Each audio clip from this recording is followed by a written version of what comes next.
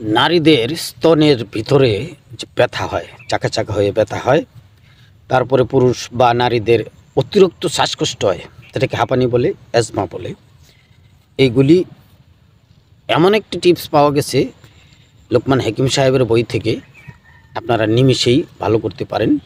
আরও বিভিন্ন কিছু ঔষধ আমি আজকের ভিডিওতে প্রকাশ করে দেব। আপনারা প্রত্যেকটা কথা শুনবেন এবং ওষুধটা নিজেরা তৈরি করবেন। ইনশাআল্লাহ তাআলা আল্লাহর রহমতে সমস্ত সেফা আল্লাহ দিবেন।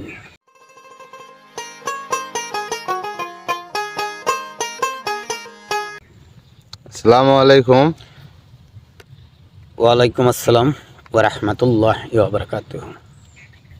হুজুর ভালো আছেন? আলহামদুলিল্লাহ, আল্লাহ পাক রাব্বুল ইজ্জতের মহান কুদরতে ভালো আছি। আপনি কেমন আছেন? আলহামদুলিল্লাহ, আল্লাহর রহমতে, পীর মুর্শিদের দোয়ায়, মা বাবার দোয়ায়, সকলের দোয়ায় ইনশাআল্লাহ আল্লাহ অনেক ভালো রাখছে।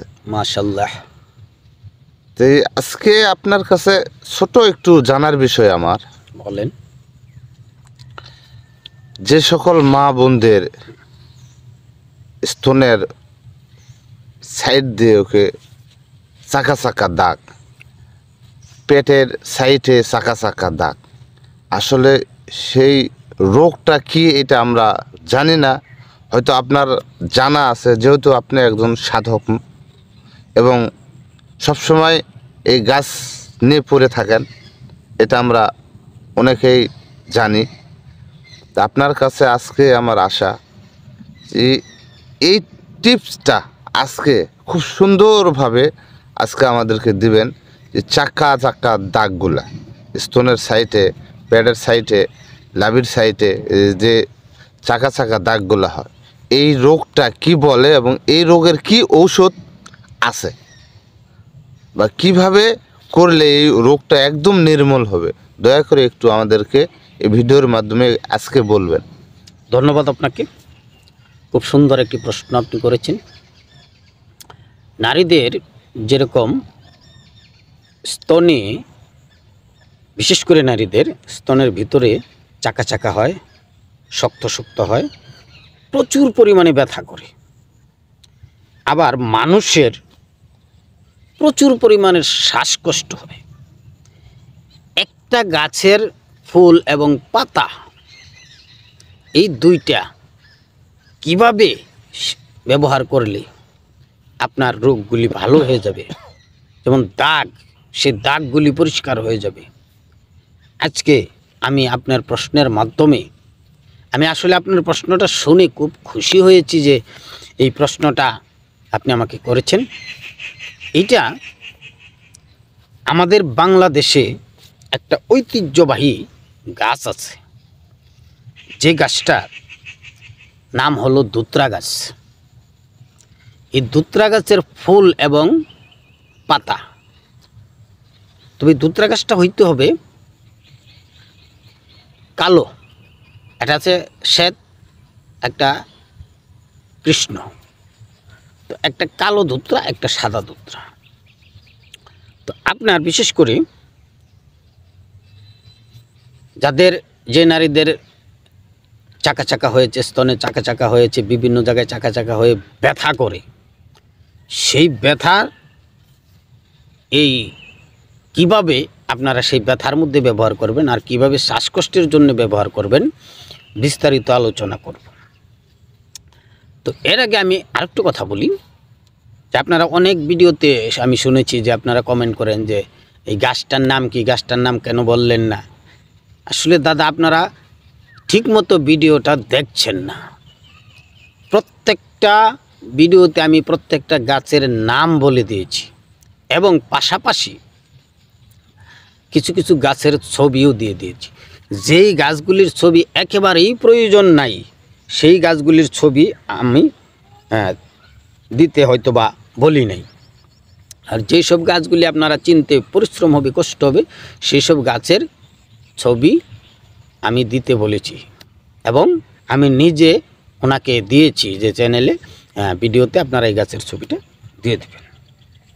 তো সেহেতু আপনারা এই গাছ সম্পর্কে, যে গাছটার নাম বললেন না, কেউ কেউ বলছেন যে গাছটা নাম কে বলবে, তোমার বাবা বলবে, এই ধরনের অনেক ধরনের কথা কিন্তু আপনারা বলেছেন। আসলে আমি সেই ভাইজানকে বলবো যারা রাগান্বিত হয়ে কমেন্ট করেন, তাদেরকে বলবো তারা পুরো ভিডিওটা আপনারা দেখেন যে কোথাও ভুল আছে কি না, তারপরে আপনারা এই ধরনের কমেন্ট আপনারা করতে পারেন।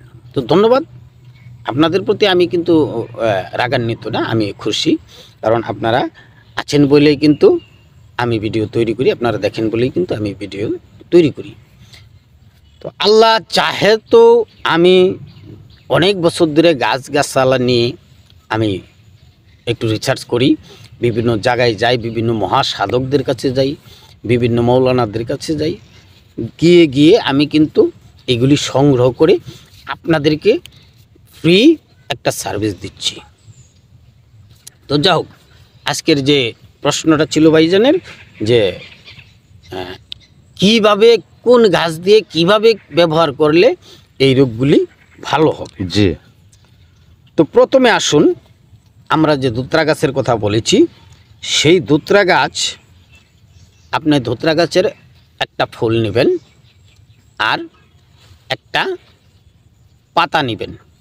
ফুলটা এবং পাতাটা শুকাবেন, ফুলটা আর পাতাটা শুকাইয়া গুঁড়ো করবেন।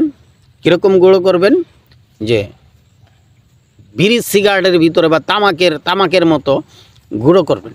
দুটা ফুলটা আর পাতাটা একসাথে মিশাবেন। মিশানোর পর বাসক গাছ, এই বাসক পাতা আপনারা শুকাবেন। বাসক পাতা শুকিয়ে ওই যে ধুতরা গাছের ফুলটা আর পাতাটা শুকাইছেন, গুঁড়ো করছেন, এই গুঁড়োটা বাসক পাতার ভিতরে দিয়ে পেঁচাবেন। পেঁচিয়ে একটা সিগারেটের মতো বানাবেন। সিগারেটের মতো বানাইয়া মুখে আগুন দিয়ে আপনারা সিগারেটের মতো টানবেন। সিগারেটের মতো টান দিয়ে, ধোঁয়াটা টান দিয়ে আপনারা ভিতরে ধরে রাখবেন, কিছুক্ষণ ধরে রাখবেন। ধরে রাখার পরে আপনারা পরবর্তীতে আবার আরেকটা টান, এরকম করে আপনারা যদি 21 দিন 21টা এরকম বিড়ি, এরকম সিগারেট আপনারা খান, তাহলে আপনার শ্বাসকষ্ট ইনশাল্লাহ তাআলা ভালো হয়ে যাবে। কিভাবে সেটা, যে আপনারা বলতে পারেন যে বিড়ি খাইলে তো আপনার শ্বাসকষ্ট বাড়ে। এটা কিন্তু বিড়ি খাওয়া না, এটা একটা ওষুধ। এটা হলো ধুতরা গাছের যে ফুলটা এবং একটা পাতা, যেই পাতাটা আপনার শুকাইয়া বয়স হইয়া একটু লাল লাল হয়েছে, সেই পাতাটা গুঁড়ো করে তারপরে চিগড়ের মতো বানিয়ে এটা টান দিলে ফুসফুসের ভিতরের যে ছিদ্রগুলি রয়েছে, সেই ছিদ্রগুলি আপনার কফ জমে বন্ধ হয়ে গেছে, আর এই ধুমাটা যায় এই কফগুলিকে আপনার বের করে দেবে। অতিরিক্ত কফ জমা হয়েছে, সেই কফটা বের করে দিবে। বের করে দিলে আপনার ফুসফুসটা ক্লিয়ার হবে, আপনার শ্বাসকষ্ট ভালো হয়ে যাবে। তো আরেকটা প্রশ্ন ছিল আপনার, যে মূল প্রশ্নটা ছিল যে মায়েদের স্তনে চাকা চাকা দাগ হয়, অতিরিক্ত ব্যথা হয়, পেটেও দাগ চাকা হয়, ব্যথা হয়। সেটা ধুতরা গাছের মূল তো অবশ্যই আমরা সবাই চিনি। ধুতরা গাছের মূল এবং ফুল আর ধুতরা ফল, এই তিনটা নিয়ে আপনাকে একত্রিত করে আপনার বুকে সেক দিতে হবে।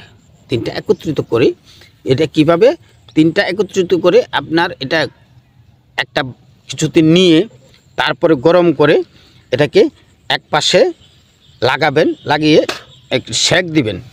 একদিন সেক দিলেই আপনার ঠিক হয়ে যাবে। এটা কিভাবে, যদি ধুতরা পাতার সাথে, যদি এটা আপনারা না পারেন, ধুতরা যে পাতাটা হয় সেই পাতার সাথে কাঁচা হলুদ বেটে স্তনে যেখানে চাকা চাকা হয়েছে সেখানে প্রলেপ দিবেন। সেখানে প্রলেপ দিয়ে রাখবেন, দেখবেন অল্প কিছুক্ষণের মধ্যেই চাকা চাকা ভাবটা চলে গেছে এবং ব্যথাটাও চলে গেছে। এটা আমি অনেকবার অনেকজনকে দিয়েছি, সেটা হয়েছে। তো যাদের টাক মাথা আছে, টাক মাথা একবারে মনে করেন যে ক্রিকেট খেলার ফিল্ড হয়ে গেছে, মাঠ হয়ে গেছে, মাথা একটা চুলও নাই, তারাও কিন্তু এই টিপসটা ব্যবহার করতে পারে। যেটা আগে বলছি যে ধুতরা গাছের মূল, ফুল এবং ফল সিদ্ধ করি, তিনটা একসাথে দিয়ে সিদ্ধ করি, তারপরে আপনি একটা কিছু দিয়ে মানে ছাইকা নেবেন, ছাইকা পানিটা বের করে সেই পানিটা দিয়ে মাথায় আপনারা লাগাইতে পারেন। মাথায় লাগাইলে কিছুদিনের ভিতরে দেখবেন আস্তে আস্তে একটা দুটা করে চুল গজাইতেছে। এটার আরও অনেক উপকার আছে, সেই উপকারগুলি আপনাদেরকে পর্যায়ক্রমে আমি বলে দিব। আর তারপরে যাদের রাতে ঘুমাতে খুব কষ্ট হয়, বুকে যাদের খুব ব্যথা হয়, হ্যাঁ, তারাও এই টিপসটা ব্যবহার করতে পারেন। আবার এই অবস্থায় যদি আপনি ধুতরা পাতার রস সরিষার তেলের সাথে মিশিয়ে আপনি পুরুষাঙ্গে লাগাইতে পারেন, তাহলে কিন্তু আপনার বিশাল একটা কাজ হবে। তো যাই হোক ভিউয়ার্স, এই কথাটা আমি অন্য একদিন বলবো, অন্য একটা কোনো ভিডিওতে যদি আপনারা শুনতে চান। তো আজ এ পর্যন্ত। আসসালামু আলাইকুম ওয়া রাহমাতুল্লাহি ওয়া বারাকাতুহু।